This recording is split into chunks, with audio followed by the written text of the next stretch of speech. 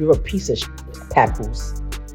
You really are. You have turned into a piece of shit. The gambling, the failures that you've had in your career or whatever that didn't pan out how you wanted to, has turned you into somebody else.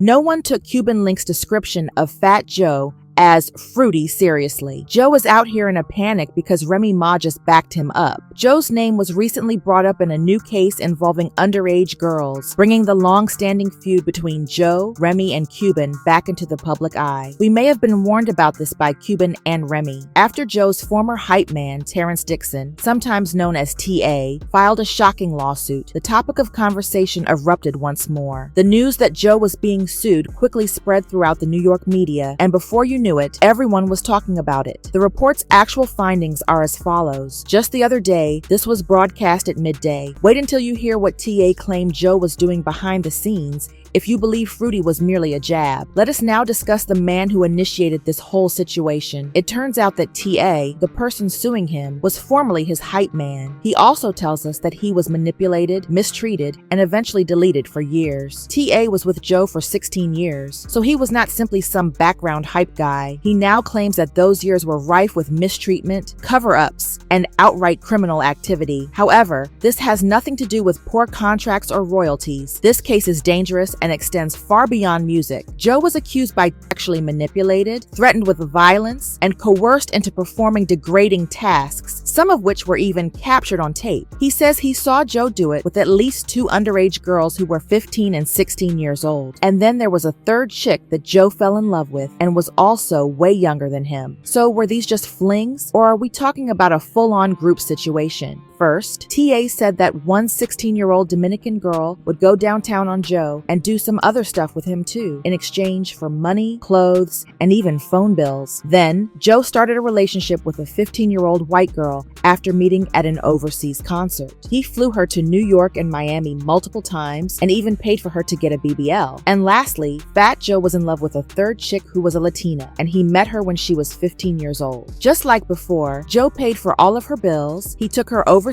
for tours, and he put her up in a condo near where he lived with his wife in Florida. He even thought about leaving his wife for her. However, do not believe TA because Fat Joe made mistakes in his songs. As stated in the lawsuit, Joe raps on She Is My Mama about a 16-year-old female he had a liaison with and who would go down on him. It is no surprise that this song's comment area is overflowing these days. However, this case was about more than simply revealing Joe's naughty side. It was also about the hardships TA endured as a result of him. Joe forced TA to do it with women after shows, often in front of other people, in addition to underpaying him, denying him composition credit, and hiding royalties and back-end payments. And it grows black still. TA states he was coerced into over 4,000 sex acts to keep his position in Joe's inner circle, something he now calls the Enterprise. Even worse, if he ever resisted, Joe would threaten to abandon him abroad. The court document begins with a trigger warning, since the case is so upsetting. Now that we have moved on to the legal aspect, it is amusing that the attorneys who represent TA and Fat Joe have personal grudges. Tyrone Blackburn is the same attorney who brought those shocking Diddy cases that resulted in DHS raids in Miami and Los Angeles, if the name seems familiar. Tyrone criticized Joe Tacopina, Joe's attorney, on Instagram, and as far as we can tell at this point, it is quite the spectacle. Tyrone's recent support for TA makes it obvious that this is not just a haphazard money grab, it is more of a concerted legal attack connected to some of the most secure hip-hop communities. However, Joe's lawyer says the allegations are nothing but lies. According to Joe Tacopina, TA and his legal team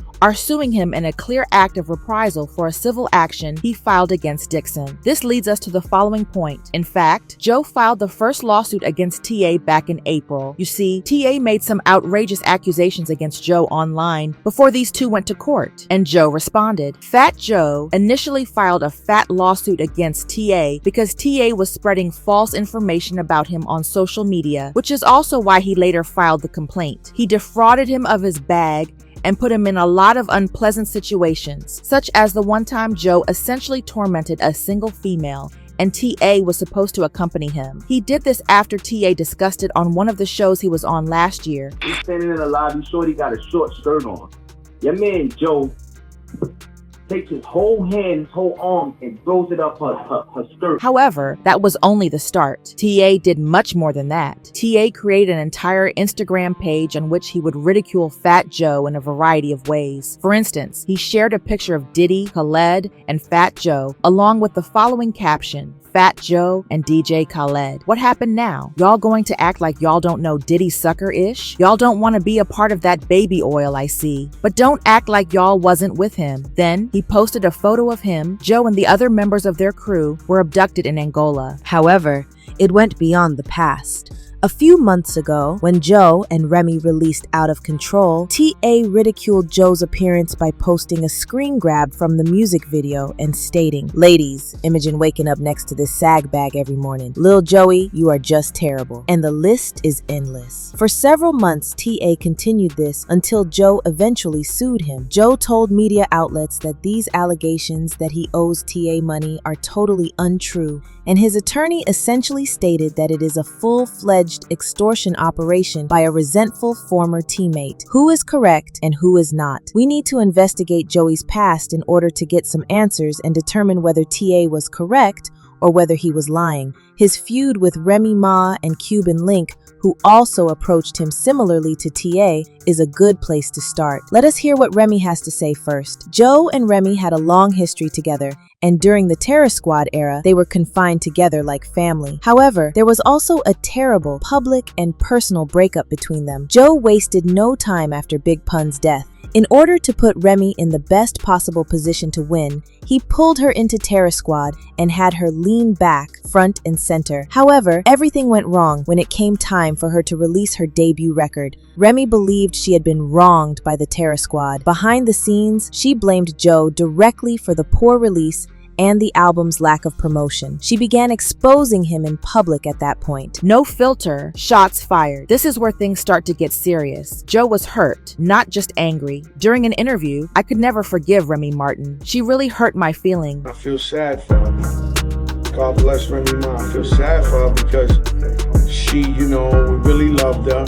She left the Terror Squad, and my God, have we been on fire ever since." Remy was imprisoned shortly after, and Joe and she did not communicate at all during that time. The animosity lingered for years. However, after she left, everything seemed to change. They ultimately had a face-to-face conversation, worked things out, and then dropped all the way up with their backs as if nothing had occurred. She spoke with Joe over the phone a few months before to Remy's release and offered to make amends. This is what she told him during Vlad TV's interview with Remy and Joe. What then changed? Remy acknowledged that at the time she was impetuous, immature, and unsure of how to proceed in the game. Both of them grew up and decided to let the animosity go, according to Joe. However, it is not all love as it is with Remy when it comes to Fat Joe and Cuban Link. Joe and Cuban's feud is still going strong. Let us quickly clarify something now. For years, Cuban Link has been criticizing Fat Joe. When the Cuban appeared online in 2021 with certain documents, he said that Fat Joe had been out here snitching, providing police with information about crimes in the Bronx, including forcing people to leave permanently. He even tried to blow the lid off by sharing documents and screenshots. The problem is that nothing was ever verified. Nobody was able to verify the authenticity of the documentation, so Fat Joe dismissed it and returned immediately. After that, in late 2024, Cuban changed course. He accused Joe of having a racist past this time. He claimed that several others in the business had anecdotes, and Cuban even related some of his own. He claimed that Joe had made dubious remarks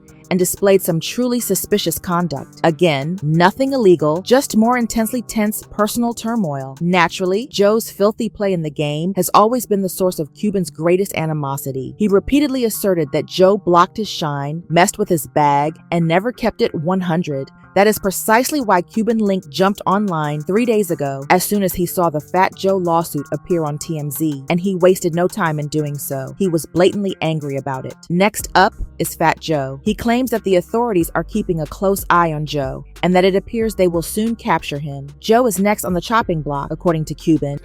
According to Cuban, the FBI was already investigating, so this is not just an online rumor. According to him, there are receipts, and what is even more bizarre is that Fat Joe essentially did it to himself. Like, he has only himself to blame if what is coming out is accurate. There are more grounds to think that Joe's days of freedom may be coming to an end. Cuban believes that TA's story may have some merit. Cuban wants to get TA's perspective because he was in the middle of it with them. In addition, Cuban finds it unbelievable that Fat Joe is attempting to sue TA. After writing songs for Joe for free, this individual is now suing him. This whole situation is going dark, and it is giving Diddy vibes, Cuban essentially stated at the conclusion. It is no accident that Cuban would bring up Diddy because Diddy and Joe did party together a lot. Regarding how wild Diddy's parties used to go, Joe has been rather candid. They were off the hook, he said. Fat Joe made it very evident what happens at the Diddy freak-offs in that 2005 MTV promo. Let us face it, that is a loaded statement. Joe even made the joke that Diddy is the king of lying when it comes to party shenanigans. This is when things start to get interesting. If Fat Joe was always around the industry players, could he have seen more than he let on? Numerous pictures on the internet depict Joe beaming broadly, and he frequently remarks on how wild and enjoyable the atmosphere was. But now that Diddy is the subject of so many lawsuits and shady accusations, we are here examining everyone who was in the VIP rooms,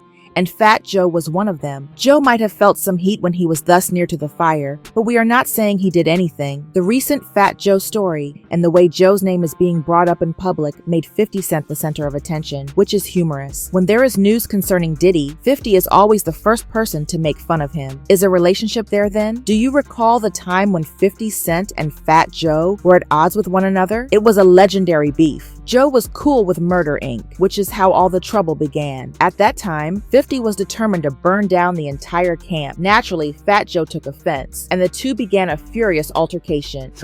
This agreement was not even personal, according to 50. Throughout the entire Murder Inc. period, it was all about who was riding with whom. After the tension subsided, 50 began to value Joe's commitment, and even referred to him as faithful to a default. Additionally, Fat Joe was honest, stating that he respects 50 and even acknowledging that the conflict contributed to his rise to prominence as a heavyweight in New York. This is when things start to get interesting. 50 has been strangely quiet, even protective, in light of the whole situation involving Diddy and Fat Joe getting dragged into some outrageous accusations. Joe is supporting 50, despite some people's belief that he would have burned him by now. 50 shared a picture of himself and Joe at a basketball game on Instagram. According to his caption, these baseless accusations and claims are not credible. I'm sorry, Joe has to endure the public scrutiny and damage to his reputation. This sticks up. Fat Joe even included a 100 emoji in his response. However, you can never be safe when you are 50, and it is kind of weird that someone who likes to troll people, especially old enemies, would act in this way. Many of the responses we received support our argument here as well. What is actually happening here then? Was there a broader partnership involved in that bull squash? Or does 50 have knowledge about the true events at their notorious parties that we do not? To make matters worse, there were also reports that Clarissa was also expecting a child with Papoose. However, she also got rid of it until Papooses after she had already killed the baby, exactly like she did with the alleged pregnancy she had with her former coach. Even while this stunned many, it is not shocking that Clarissa will be reluctant to have children because she has been expressing for some time that she has no desire in having children due to the trauma she experienced with her parents. Clarissa stated that although she had no plans to have children, she would have to work with her spouse if she did. She's not married to Papoose, as we all know. In actuality, Papoose is still legally married to Remy,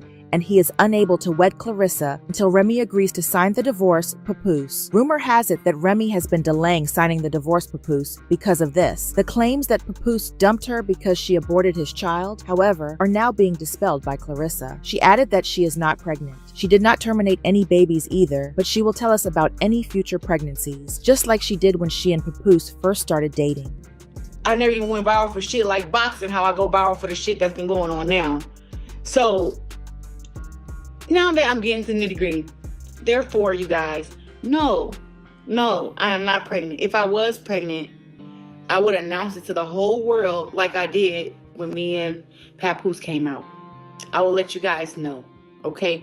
The streets claim that Remy was deeply affected by this because she hoped the rumors were genuine in order to use them as a pretext to surreptitiously re-enter Papooses' life. People have their own opinions as usual, such as this one who stated that best friend tried to spill Clarissa's tea, but she made herself look jealous and hateful. This is why people of age don't make friends, because with friends like this, who needs enemies? I shook my head. Another individual stated, get a restraining order on her. She's obsessed with you. Be careful out here. The more you become successful, you're going to have crazy people coming out of the darkness to attack you. You just can't be friends with everybody nowadays.